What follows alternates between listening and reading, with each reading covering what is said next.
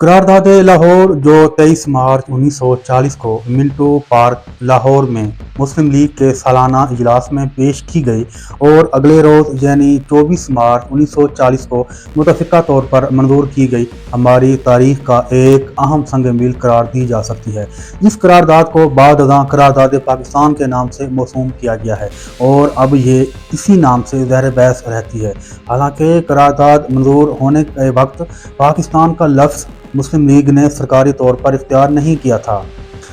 اور سامعین، مسلم لیگ کے مخالف پریس نے، جو زیادہ تر کانگریس کے زیر اثر تھا، ایک طرح سے طنزیہ انداز میں یہ کہہ کر تنقید کی تھی کہ لیگ نے ہندوستان کے حوالے سے وہی حل پیش کر دیا ہے جو کیمبرج کے ایک طالب علم چودھری رحمت علی نے 1933 میں اب یا کبھی نہیں، نو اور نیور کے نام سے اپنے ایک کتابچے میں پیش کیا تھا، اور جس میں لفظ پاکستان کو تخلیق کیا گیا تھا۔ گو کہ مسلم لیگ نے چودھری رحمت علی کے پاکستان کے نقشے سے خود کو ہمیشہ الگ رکھا، لیکن ایک مرتبہ جب پاکستان کا لفظ مسلم لیگ سے اور اس کی قرارداد لاہور سے منسوخ کیا جانے لگا تو مسلم لیگ نے اس کو اختیار کر لینے میں دیر بھی نہ لگئی۔ البتہ اس امر سے بھی انکار نہیں کیا جا سکتا کہ 1940 سے 1947، 1940 سے 1947 تک قائد اعظم ہندوستان کے مسلمانوں کے حوالے سے جب بھی مستقبل کی نقشہ گیری کے موضوع پر اظہار خیال کرتے تھے،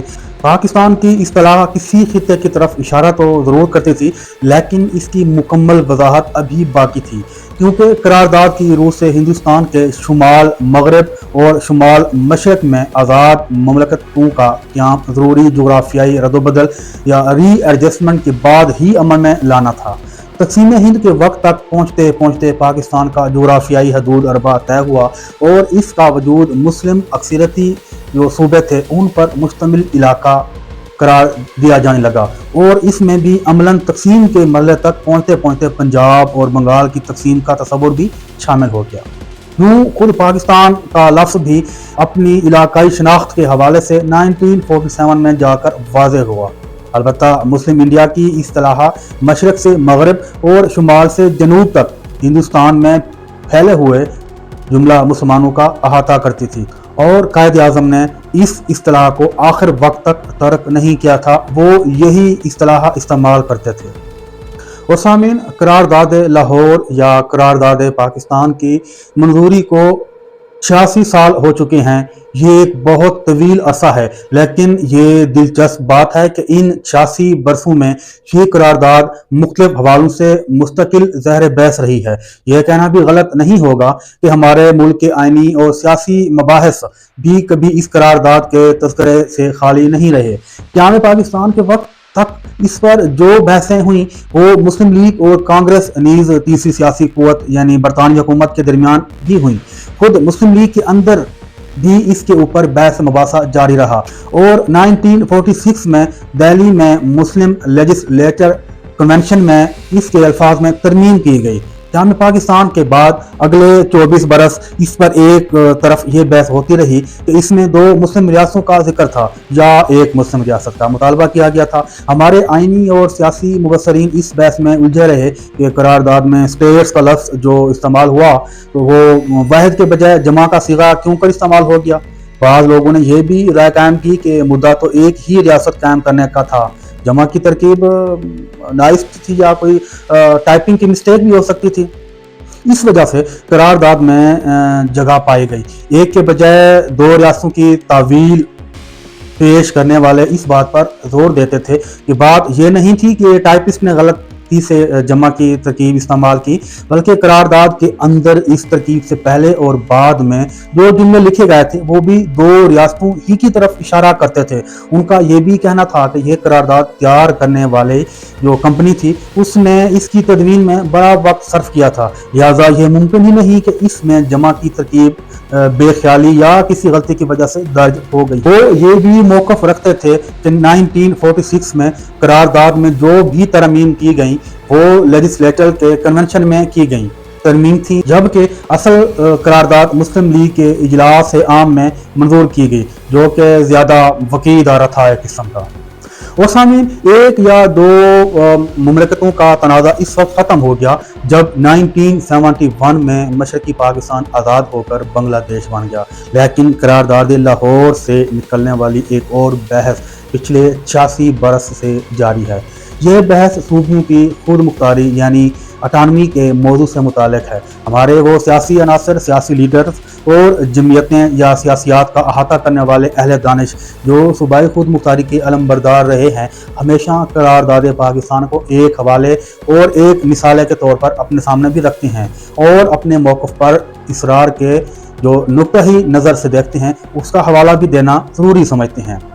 और सामीन, माजी के किसी भी तारीखी नोयत के वाक़े को दो ज़ावियों से देखने की गुंजाइश होती है। एक तो ये कि इस वाक़े को खुद उसके जो अहद के तनाज़र में देखा जा सकता है। तारीख़ का इर्तिक़ाई सफ़र दरअसल असबाब व अवामिल और उनके नताइज का सिलसिला जो होता है वो अक्ली ही होता है और ये सिलसिला ही इंसानी मुआशरे को आगे लेकर चलता है। किसी भी औद के किसी वाक़े को समझने के लिए हम उस मखसूस वाक़े की असल हकीकत को समझ सकते हैं। करारदाद पाकिस्तान की तफ़हीम तब ही मुमकिन है जब हम ये देखें कि इससे कबल के बरसों में ख़ास तौर पर हिंदू मुस्लिम सियासी जो नक्शा था उसका आगाज़ क्यों कर हुआ, मुस्लिम लीग के क़याम के मकासद क्या थे। अंग्रेज़ी हुकूमत के तहत मुसलमानों के लिए बेहतर से बेहतर हालात कार के लिए जो जद्दोजहद की जा रही थी वो 3 मराहल से गुजर रही थी। और फिर ये क्यों कर हुआ कि मुस्लिम लीग को 1940 तक पहुँचते पहुँचते हिंदुस्तान के एक ऐसे मुस्तकबिल के नक्शे के बारे में सोचना पड़ा जो नक्शा 23 मार्च की करारदाद में बयान किया गया था। माजी के किसी भी वाक़े का ज़हर गौर लाने का दूसरा ज़ाविया ये भी हो सकता है कि अगर उसकी कोई अफादियत बाद के ज़मानों में महसूस की जाए तो उसको उसके अफादी पहलू के हवाले से ज़हर बहस रखा जाने लगा। अगर इसके अंदर कोई ऐसा तसव्वुर और ख्याल मौजूद हो जो बाद के ज़मानों में भी सूदमंद साबित हो तो उसको उसके हवाले से भी पेश नज़र रखा जाए और महज माजी का एक वाक़या समझकर नज़रअंदाज ना कर दिया जाए। करारदाद पाकिस्तान का अपने ओहद के तनाज़ुर में जायज़ा लिया जाए तो लामोहल्ला हमने हिंदुस्तान में अंग्रेज़ की आमद या ख़ास तौर से हिंदुस्तान पर इसके कब्ज़े के मुकम्मल हो जाने के बाद के सियासी और आइनी इर्तिक़ा पर नज़र डालनी पड़ेगी। 1857 में हिंदुस्तान पर अपने कब्ज़े को मुकम्मल करने के बाद जब ईस्ट इंडिया कंपनी ने हिंदुस्तानों का इक़्तिदार ताज बरतानिया के सपुर्द किया तो उसके साथ ही हिंदुस्तान में अपना नज़्म व नस्क कायम करने की खातिर बरतानवी पार्लियामेंट ने ऐसे कवानीन का इजरा भी शुरू किया जो हिंदुस्तान जैसे वसीओ अरीज़ खिते पर इस्तामारी कंट्रोल को हमवार बनाने का एक जरिया बन सकते थे। इसी से पहले जो इंडियन एक्ट लॉ था 1858 मंजूर किया गया जिसके तहत लंदन से हिंदुस्तान को कंट्रोल करने का तरीकाकार वज़ा किया गया था। बाद के बरसों में बरतानवी पार्लियामेंट से कुछ ऐसे भी कवानीन वक्तन फवक्तन जारी होते रहे जिनका बुनियादी मकसद हिंदुस्तान का इंतज़ामी कंट्रोल मुस्तहकम करना था। इस सिलसिले में ऐसे कवानीन भी जारी किए गए जिनके तहत हिंदुस्तानियों को यहाँ के इंतज़ामी और सियासी ढांचों में जगह देना मकसूद था। इसी सिलसिले में इब्तिदा में नामजदगी का तरीक़ाकार इस्तेमाल किया गया। इसके बजाय इंतखाब के असूल को अहमियत हासिल होती चली गई। यहीं से मुख्तलिफ सकाफ़तों के हामिल अफराद के दरमियान अपनी शनाख्तों की बुनियाद पर जमीयत साजी का रुझान पैदा हुआ। सियासी जमीयत के तौर पर खुद को पेश करने पर मायल भी किया। मुसलमान हिंदुस्तान की मजमूई आबादी में एक अक़लियत की हैसियत रखते थे, लिहाजा नुमाइंदा अदारों के आगाज़ के साथ ही उनमें अपनी बेहतर से बेहतर नुमाइंदगी का एहसास फ़रोग़ पाता चला गया। इसी को हिंदुस्तान का मजहबी मसला या कम्यूनल इशू करार दिया गया जिसके हल के लिए मुस्लिम लीग और कायद-ए-आज़म ने हर मरले पर ऐसी तजावीज़ दी जो अगर कबूल कर ली जाती और उन पर अमल दरामद किया जाता तो मुत्तहिदा हिंदुस्तान के दायरे में ही बैक वक्त मुश्तरक और जुदागाना इक़्तिदार की हामिल दो बड़ी सकाफ़तों के दरमियान सियासी तौर पर चलने की एक सूरत पैदा हो जाती, लेकिन ऐसा ना हो सका। और सामीन, अंग्रेज़ के हिंदुस्तान आने के साथ ही एक दूसरा इंतज़ामी और सियासी फैसला ये हुआ कि हिंदुस्तान जैसे वसीओ अरीज़ खिते को जहाँ मुख्तलिफ नस्ली, लसानी और सकाफ़ती अवामिल ने मुख्तलिफ इलाकाई हदूद की सतह पर भी खुद को इस्तवार कर रखा है, एक ऐसे निज़ाम के तहत ही मरबूत किया जा सकता है जिसमें एक मरकज़ के साथ साथ सूबाई हदों के वजूद को भी तस्लीम किया जाए। یہی نہیں بلکہ ہندوستان میں 550 سے زیادہ ایسی موروثی حدودیں بھی ہیں، اب بھی موجود ہیں، جن کو صوبائی دائرہ کار سے الگ حیثیت دیتے ہوئے موروثی ریاستوں یا پرسنل اسٹیٹس کے طور پر شناخت کیا گیا۔ یہ موروثی ریاستیں داخلی خود مختاری کی حامل تھیں، جبکہ ان کے حکمران براہ راست تاج برطانیہ کے تحت تھے۔ ہندوستان کا سیاسی و آئینی ارتقاء جو 1857 سے 1947 تک جاری اور ساری رہا، بنیادی طور پر صوبوں کی سطح پر آگے بڑھ رہا تھا۔ یہاں مسلم لیگ اور قائد اعظم کی سوچ یہ تھی کہ ایک تو ہندوستان میں مسلم اکثریتی صوبوں کی تعداد بڑھائی جائے، اور دوسرا یہ کہ صوبوں کو خاطر خواہ خود مختاری حاصل ہو، تاکہ وہ کسی مضبوط مرکز کی غلامی میں چلے جانے کے بجائے اپنے انفرادی تخلیقی اور تعمیری رجحانات کو کار لا سکیں۔ اور سامعین، آج اگر پیچھے مڑ کر دیکھیں اور ماضی کے ان دو سیاسی دھاروں یعنی ہندوستان کے اندر مذہبی شناخت کی بنیاد پر ابھرنے والی جمعیتوں کی مناسب نمائندگی کا کمیونل جو سوال تھا، اور مرکز اور وحدتوں کے درمیان تقسیم اختیارات کا موضوع، مسلمانوں کے سرکردہ رہنما محمد علی جناح کی دور اندیشی اور سیاسی و آئینی بصیرت کو محسوس کیا جا سکتا ہے کہ کس طرح انہوں نے دونوں تضادات کو ایک ساتھ حل کرنے کی کوشش کی۔ انہوں نے ان دونوں مسائل کو بنیادی طور پر سیاسی مسائل ہی سمجھا، اور ان کا جو مشترک حل تجویز کرنا چاہا وہ بھی سیاسی حل ہی تھا۔ انہوں نے ہمیشہ اسی راستے کو اختیار کرنے کا مشورہ بھی دیا تھا جس پر چل کر ہندوستان کے کمیونل مسئلے کو ایک قابل عمل وفاقی نظام کے ذریعے حل کیا جا سکتا تھا، اور دوسری طرف انہوں نے ہندوستان کے لیے ہمیشہ ایک ایسا وفاقی سیاسی نظام تجویز کیا جو اگر قائم ہو جاتا تو ہندوستان کے کمیونل ایشوز کی بھی بڑی حد تک نفی ہو سکتی تھی۔ محمد علی جناح کی اس سیاسی معاملہ فہمی کو تاریخ کے طالب علم تو آج محسوس کر سکتے ہیں، لیکن اس کو نہ تو وہ لوگ محسوس کر سکیں گے جو ہندوستان میں مضبوط مرکز کے علمبردار تھے، اور نہ ہی وہ عناصر اس کی مناسب تفہیم حاصل کر سکتے ہیں جو قیام پاکستان سے قبل جناح کے دو قومی نظریے کو ایک خالص مذہبی اور فرقہ وارانہ موضوع سمجھ کر اس پر تنقید کر رہے تھے، یا جو قیام پاکستان کے بعد جناح کو ایک فرقہ پرست کے طور پر پیش کرنے پر کمر بستہ رہے۔ جناح کے نزدیک دو قومی نظریہ غیر منقسم ہندوستان کے مسلمانوں کے لیے ایک سیاسی راستہ کھولنے کا وسیلہ تھا، نہ کہ مذہب کی بنیاد پر منقسم دو ثقافتوں کے حامل عناصر کے درمیان ازلی و ابدی تقسیم اور دشمنی کا کوئی نسخہ۔ اور ناظرین، جناح کی 1913 میں مسلم لیگ میں شمولیت سے 1940 کی قرارداد تک ہر سیاسی کاوش اور ہر آئینی فارمولہ ان کے اسی طرز فکر کا مظہر تھا۔ یہ ضرور ہے کہ انہوں نے اپنے ہر آئینی فارمولے کے رد کر دیے جانے پر جو بھی اگلا فارمولہ پیش کیا وہ پچھلے سے زیادہ سخت تھا، لیکن انہوں نے مصالحت کا دروازہ کبھی بھی مکمل طور پر بند نہیں کیا۔ 1927 میں انہوں نے دہلی مسلم تجاویز کا پیکج پیش کیا، وہ رد کر دیا گیا۔ 2 سال بعد انہوں نے اپنے موقف میں سختی پیدا کرتے ہوئے اپنے 14 نکات پیش کیے۔ مصالحت کا راستہ ان میں بھی موجود تھا، مگر وہ بھی رد کر دیے گئے۔ سائمن کمیشن کی آمد پر انہوں نے ہندوستان میں کانگریس اور دیگر جماعتوں کے ساتھ مل کر ہم آہنگ موقف اختیار کرنے کا راستہ اپنایا، اس میں بھی ان کو ناکامی ہوئی۔ 1937 کے انتخابات کے فوراً بعد ہی انہوں نے مسلم لیگ کے موقف میں کچھ نہ کچھ لچک ضرور رکھی، لیکن کانگریس کے مسلم لیگ کے ساتھ شراکت کار کی شرائط اتنی سخت تھی کہ ان کو تسلیم نہیں کیا جا سکا۔ بالآخر 1940 میں جبکہ کانگریس پر برا وقت آیا ہوا تھا، وہ 1939 میں اپنی صوبائی وزارتوں سے مستعفی ہو چکی تھی۔ سلطنت برطانیہ دوسری جنگ عظیم کا حصہ بنی ہوئی تھی اور ہندوستان کو بھی اس جنگ میں جھونک دیا گیا تھا۔ ایسے وقت میں مسلم لیگ کی سودے بازی کی پوزیشن کہیں زیادہ مضبوط ہو چکی تھی۔ 23 مارچ 1940 کو ہندوستان کے مستقبل کے آئینی نظام کے حوالے سے وہ تاریخی قرارداد پیش کی گئی جس میں ایک نقشہ پیش کیا گیا تھا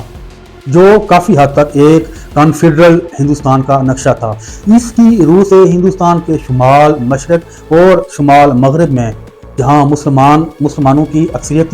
مسلمان اکثریت میں ہیں وہ خطے واقع تھے، ایسی آزاد ریاستوں کا خیال پیش کیا گیا جن کے اندر موجود حدوں کو خود مختاری یعنی اٹانومی اور اقتدار اعلیٰ سورینٹی کا حامل قرار دیا گیا۔ اس قرارداد کا نفس مضمون یہ باور کراتا ہے کہ مسلم لیگ کی سوچ حدوں کی زیادہ سے زیادہ خود مختاری کی سوچ بن چکی تھی۔ پھر ان حدوں کو جن دو آزاد ریاستوں کا حصہ بننا تھا، وہ دونوں آزاد ریاستیں ہندوستان کے ہمہ گیر وجود ہی کا حصہ ہوتی۔ اس کا مطلب یہ تھا کہ مسلم لیگ نے قرارداد میں بھی مفاہمت کا دروازہ کھلا رکھا اور متحدہ ہندوستان کی ایک شکل جو کنفیڈریشن کی شکل میں ہوتی، اس کو قبول کرنے میں تامل کا مظاہرہ نہیں کیا۔ ظاہر ہے کہ 1947 میں ہندوستان کی جو تقسیم ہوئی وہ 1940 کی قرارداد کے نقشے کے عین مطابق نہیں ہوئی، لیکن یہ قرارداد ہماری تاریخ کے سیاسی سفر کا ایک اہم مرحلہ ضرور تھی۔ اور سامعین، لیکن کیا اس قرارداد کو تاریخ کا ایک مرحلہ قرار دے کر ہم اس سے بالکل لا تعلق بھی ہو سکتے ہیں؟ ظاہر ہے کہ ایسا نہیں ہے۔ اس قرارداد میں مسلم لیگ نے جس سوچ سے اپنی وابستگی کا ذکر کیا اور جس کی طرف ابھی اشارہ بھی کیا ہے، یعنی یہ سوچ کے حدوں کو زیادہ سے زیادہ خود مختاری دی جا سکتی ہے، اٹانومی دی جا سکتی ہے، اور یہ خود مختاری اقتدار اعلیٰ کی حد تک بھی ہو سکتی ہے، بجائے خود ایک ایسی سوچ تھی جو آزادی کے بعد پاکستان کے لیے بہت راہ کشا ثابت ہو سکتی تھی۔ بدقسمتی سے آزادی کے بعد ہمارا سیاسی سفر بالکل ہی الٹ سمت میں شروع ہوا۔ پاکستان پر سیاسی عناصر کی حاکمیت اور منتخب سیاسی اداروں کی بالادستی کے بجائے افسر شاہی کی حاکمیت کا نظام قائم ہوا۔ تقسیم ہند کے فوراً بعد کے حالات نے بھی داخلی کمزوریوں کی جو حامل مسلم لیگ تھی اس کو لائق نہیں چھوڑا کہ وہ ملک میں اتفاق رائے کی بنیاد پر ایک قابل عمل جمہوری اور سیاسی نظام ترتیب دے کر اداروں کے قیام کا آغاز کرتی۔ پاکستان نے ابتدا ہی سے سول اور عسکری افسروں کو فیصلہ سازی پر اجارہ داری حاصل ہو گئی۔ ان کے نزدیک ایک مضبوط مرکز ہی نئی مملکت کی بقا اور ترقی کی ضمانت فراہم کر سکتا تھا۔ اسی افسر شاہی نے 10-11 سال برائے نام سیاسی حکومتوں سے اپنی مرضی کے فیصلے کروائے، اور پھر 1958 میں ان حکومتوں کا راستہ بھی بند کر دیا گیا۔ تب سے اب تک پاکستان میں 4 فوجی حکومتیں قائم ہو چکی ہیں، 4 مارشل لاز لگ چکے ہیں، جو مجموعی طور پر 80 سال کی تاریخ میں کوئی 33 ایئرز کی مدت براہ راست اقتدار پر براجمان رہی۔ جب ملک میں سویلین حکومتیں بھی قائم ہوئیں تب بھی وہ مکمل اختیار اور اقتدار سے محروم تھیں۔ پاکستان میں جمہوری سیاسی عمل کے عدم تسلسل اور عدم استحکام کا سب سے بڑا ہدف قومی وحدت بنی،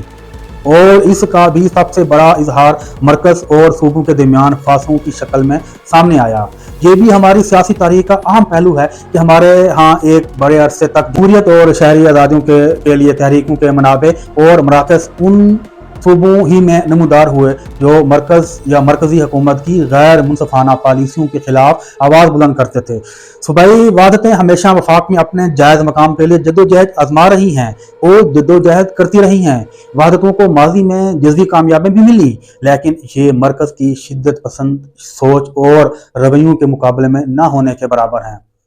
آزادی کے بعد سے اب تک وفاقی نظام کے حوالے سے ہمارا سیاسی سفر مرکزیت پسندی اور مرکزیت گریزی کی نہ ختم ہونے والی کشمکش کی تاریخ ہے۔ قیام پاکستان کے وقت 1935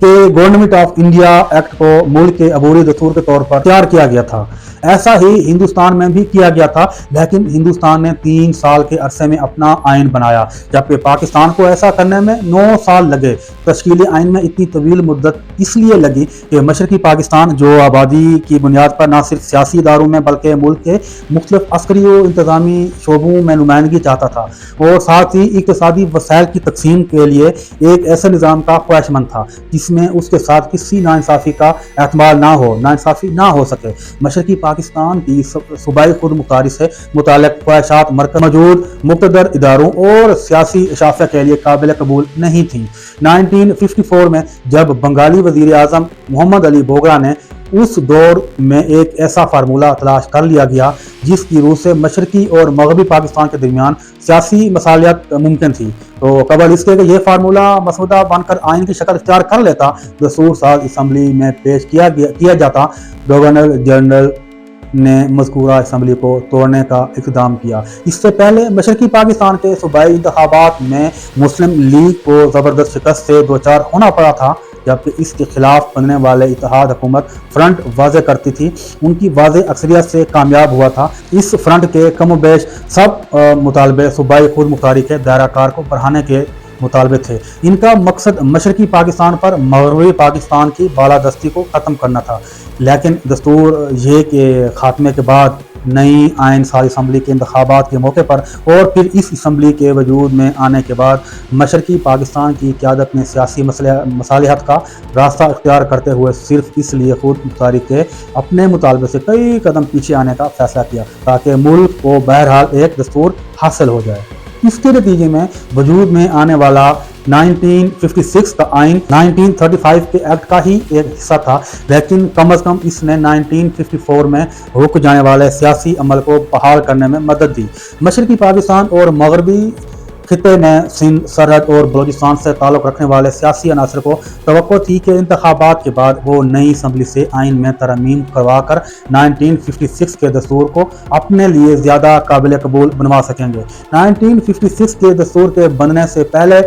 صرف مشرقی پاکستان کی عددی برتری کو غیر مؤثر بنانے اور نیوٹرلائز کرنے کے لیے مغربی خطے کے صوبوں اور ریاستوں کو ایک وسیع تر مغربی پاکستان نامی صوبے میں ضم کر دیا گیا تھا، جسے 1 یونٹ کا نام دیا گیا، لیکن یہ فیصلہ مغربی خطے کے چھوٹے صوبوں میں مقبول نہیں ہو سکا، لہذا 1 یونٹ بننے کے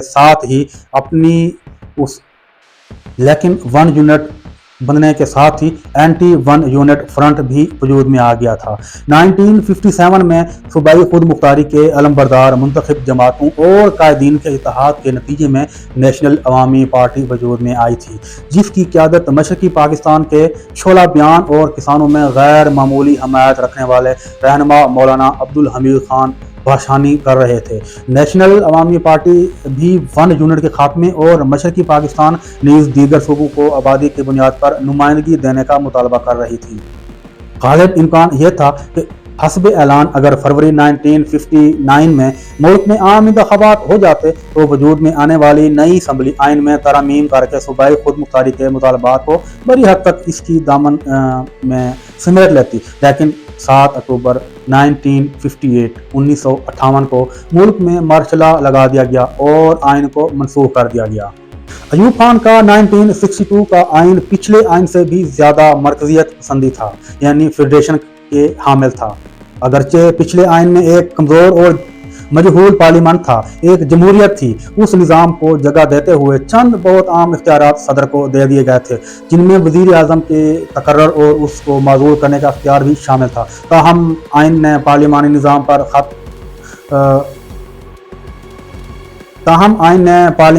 پر خط تنسیق نہیں کھینچ دیا تھا۔ 1962 کے آئین نے پارلیمانی نظام کو یکسر رد کرتے ہوئے ایک ایسا صدارتی نظام متعارف کروایا جس میں صدر مرکزیت پسند نظام کی سب سے اوپر کی منزل پر فائز ہونا تھا۔ دستور میں پاکستان کو وفاق قرار دینے کا تکلف نہیں کیا گیا،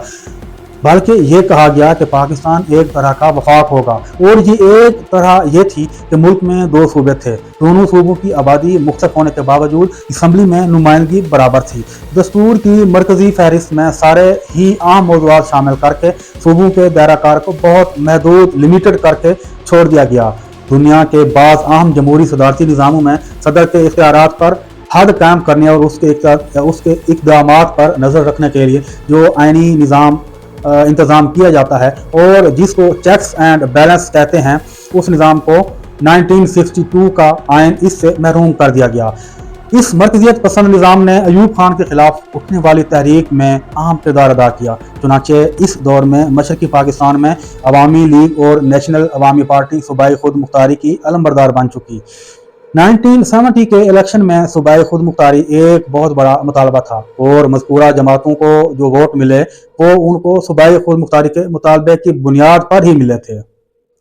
اور سامعین، 1970 کے الیکشن میں عوامی لیگ کا آئین ساز اسمبلی میں سادہ اکثریت سے کامیاب ہو جانا اس بحران کا نقطہ آغاز بنا جو دسمبر 1971 میں مشرقی پاکستان کی علیحدگی پر ثابت ہوا۔ مشرقی پاکستان کی علیحدگی کے کئی اسباب اور عوامل گنوائے جا سکتے ہیں، مگر ہماری تاریخ کے اس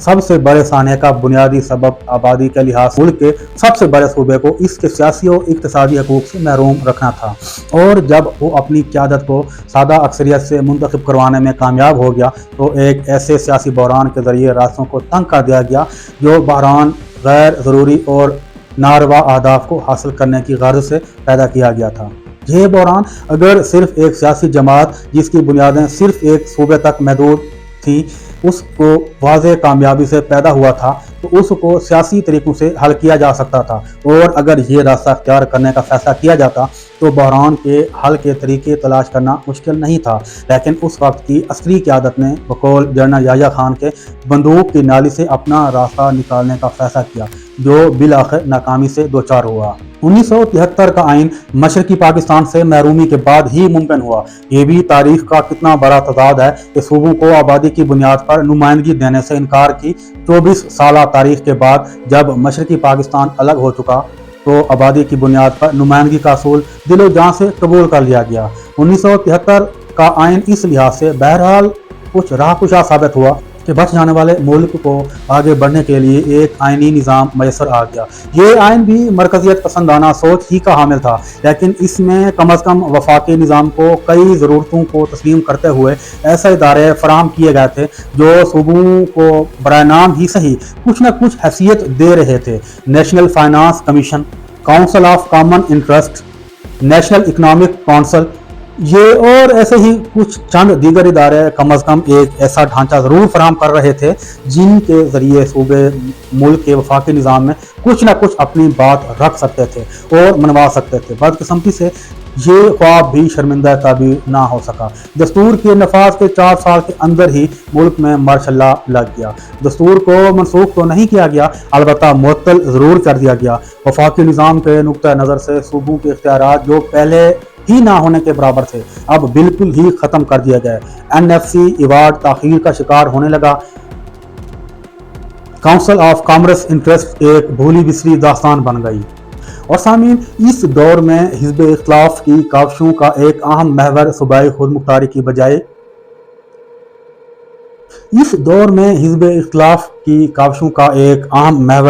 صوبائی خود مختاری کی بحالی تھی۔ تحریک بحالی جمہوریت MRD کے مطالبات میں صوبائی خود مختاری کا مطالبہ سر فہرست تھا، لیکن 1988 سے 1999 تک جو سویلین حکومتیں برسر اقتدار آئیں، یعنی 2 مرتبہ بے نظیر بھٹو اور 2 ہی مرتبہ نواز شریف صاحب کی سربراہی میں، ان حکومتوں کے 11 برسوں میں ان کی آپس کی کشمکش اور ایک دوسرے کو نیچا دکھانے کی کوشش جس نیج پر جاری رہی، اس میں صوبائی خود مختاری کے مسائل کو سنجیدگی کے ساتھ حل کرنے کی کسی کوشش کا امکان بہت ہی کم کر دیا۔ اس دور کے بعد جنرل مشرف کے دور حکومت میں صوبائی خود مختاری کی صورتحال اس سے مختلف نہیں رہی جو جنرل ضیاء الحق کے زمانے میں تھی۔ آئین میں فراہم کردہ وفاقی اداروں پر بڑی حد تک غیر مؤثر اور مجہول بن کر رہ گئے۔ ضیاء الحق اور مشرف کے مجموعی طور پر 19 سالہ دور میں کاؤنسل آف کامن انٹرسٹ کے 1 یا 2 سے زیادہ اجلاس منعقد نہیں ہوئے۔ یہ وہ ادارہ ہے جس میں صوبے مرکز یا ایک صوبہ دوسرے صوبے سے اپنے کسی بھی اختلاف کو زہر بحث لا سکتا ہے اور مسائل کا کوئی حل بھی افہام و تفہیم کے ذریعے حاصل کیا جا سکتا ہے۔ اس دور میں حزب اختلاف کی جماعتوں میں یہ احساس پیدا ہوا کہ صوبے بڑی حد تک معطل بنتے جا رہے ہیں، اور یہ کہ خود سویلین حکومتوں کے زمانے میں بھی سیاسی جماعتوں کی باہمی چپ کلش ملک کے وفاقی نظام کو غیر مستحکم بنانے کا ذریعہ بنتی جا رہی ہے۔ اسی احساس نے 2006 میں میثاق جمہوریت چارٹر آف ڈیموکریسی کی بنیاد رکھی، جس پر پیپلز پارٹی اور مسلم لیگ نون کی قیادتوں نے دیگر سیاسی جماعتوں کے قائدین کے ساتھ اتفاق کیا۔ چنانچہ یہی پس منظر تھا جس میں 2008 میں برسر اقتدار آنے پر پیپلز پارٹی کی حکومت کے زمانے میں 18ویں آئینی ترمیم پر اتفاق رائے ہوا، جس نے نہ صرف 1973 کے آئین کی کئی ان شکوں کو بحال کیا جو ضیاء الحق اور جنرل مشرف کے زمانے میں 8ویں اور 17ویں ترمیم کے ذریعے بدل دی گئی تھی، بلکہ آئین کی کئی شکوں میں ایسی ترمیم بھی کی گئیں جن سے آئین میں دی گئی صوبائی خود مختاری کا دائرہ پہلے سے بہت وسیع ہو گیا۔ 17 مرکزی وزارتیں تحلیل کر دی گئیں، 17 مرکزی وزارتیں تحلیل کر دی گئیں اور ان کے اختیارات صوبوں کو منتقل کر دیے گئے۔ نیشنل فائنانس کمیشن اور کاؤنسل آف کامن انٹرسٹ کو زیادہ مؤثر اور ज़्यादा मौसर इदारा बना दिया गया। बैन सूबाई राब्ते का निज़ाम फ़ाल बनाया गया। सूबों के मालियाती वसाइल में इजाफा किया गया। कुदरती, मादनी और साहिली वसाइल पर सूबों को मरकज़ के साथ निस्फ इख्तियार करने का मालिक तस्लीम कर लिया गया। ये और ऐसे ही इख्तियारात थे जिनकी वजह से 18वीं आईनी तरमीम सूबाई खुद मुख्तारी के नुक्ता नज़र से एक बहुत बड़ा कदम करार पाई। और सामीन, अब जबकि 18वीं तरमीम को किताब दस्तूर यानी आइन का हिस्सा बने हुए 10 साल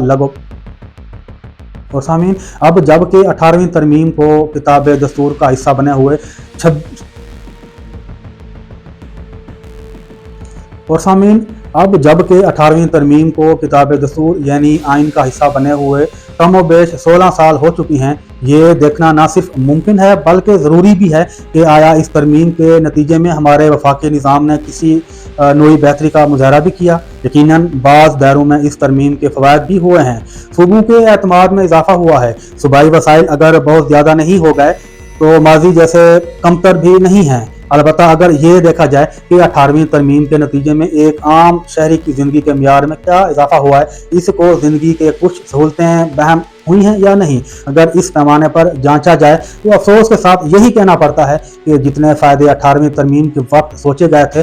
वो उन बरसों में हल नहीं हो सके, उनको हासिल नहीं हुए। तो सूबों का तालीम का निज़ाम बेहतर हुआ, ना सेहत की सूरत हाल में कोई तब्दीली आई। शहरों के मसाइल वैसे के वैसे ही हैं। देहात की दुनिया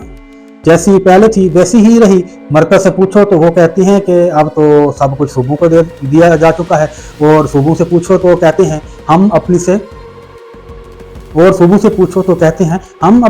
कर रहे हैं, लेकिन जहाँ जहाँ मरकज़ का ताउन दरकार है वो हमें हासिल नहीं हो रहा। ये कशमकश सूबों और मरकज़ के दरमियान अभी भी जारी है। सवाल ये है कि 18वीं तरमीम के नतीजा खेज साबित न होने के बुनियादी असबाब क्या हैं। पिछले 16 साल के मरकज़ और सूबों के अंदर पाए जाने वाले रुझानात को देखें तो जो बुनियादी हक़ायक़ सामने आए हैं वो कुछ यूँ हैं।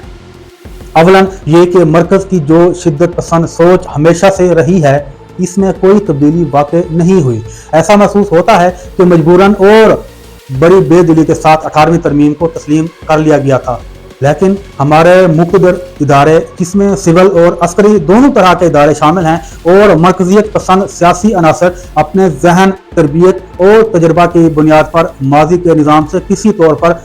हटने पर राज़ी ही नहीं हैं। वो हिरा फिरा कर इसी निज़ाम की तरफ पलटना चाहते हैं, और गुज़श्ता 16 बरसों में उन्होंने बहुत सी नई चीज़ों को पुरानी ढब पर इस्तेमाल किया है। वो इख्तियारात जो सूबों को मुंतकिल कर दिए गए थे, उनमें से बहुत से इख्तियारात मुख्तलिफ उन्वानात से आज सरे नौ मरकज़ की तरफ लाए जा चुके हैं। मुख्तलिफ नामों से कई वो वजारतें भी कायम कर ली गई हैं जो ख़त्म कर दी गई थी। दूसरा सबब इस नाकामी का ये है कि जो अमूर सूबों के सपर्द किए गए थे, सूबे या तो तैयारी ना होने की वजह से, या एकदम बहुत बड़ी जिम्मेदारी आ जाने की बना पर, या फिर खुद सियासी अज़्म व इरादे में कमी की बना पर वो नतायज नहीं दे सके जिनसे उनकी तवक्को की गई। 18वीं तरमीम की मंजूरी के बाद इस वक्त हुकूमत 3 मज़ीद साल इक़्तिदार में रही। फिर 2013 के इंतखाबात के बाद मरकज़ में मुस्लिम लीग नून की हुकूमत कायम हुई, और 2018 के इंतखाबात के बाद तहरीक इंसाफ की हुकूमत कायम हुई। इन तीनों अदवार में ये भी रहा कि मरकज़ में एक जमात की हुकूमत थी, और चारों सूबों में से किसी एक में किसी दूसरे जमात की हुकूमत थी। एक अमूमी रुझान ये रहा कि अगर मरकज़ और किसी सूबे में एक ही जमात की हुकूमत होती तो उनके दरमियान तसादम नहीं होता, और अगर इख्तिलाफात होते भी तो वो ज़्यादा नुमायां होकर सामने नहीं आते। अलबत्ता मरकज़ और सूबों में दो मुख्तलिफ जमातों की हुकूमत हो तो इनमें तसादम और टकराव की कैफियत ज़्यादा पैदा होती है। बदकिस्मती से हमारे यहाँ इन इख्तिलाफात को आइनी इदारों के अंदर हल करने के बजाय सियासी इल्ज़ाम तराशियों और मीडिया के प्लेटफार्म पर आगे बढ़ाने की रविश इख्तियार की गई है। इसके नतीजे में पॉइंट स्कोरिंग तो हो सकती है, लेकिन अवाम के मसाइल हल नहीं होते, और आज तक अवाम के मसाइल नहीं हल हुए,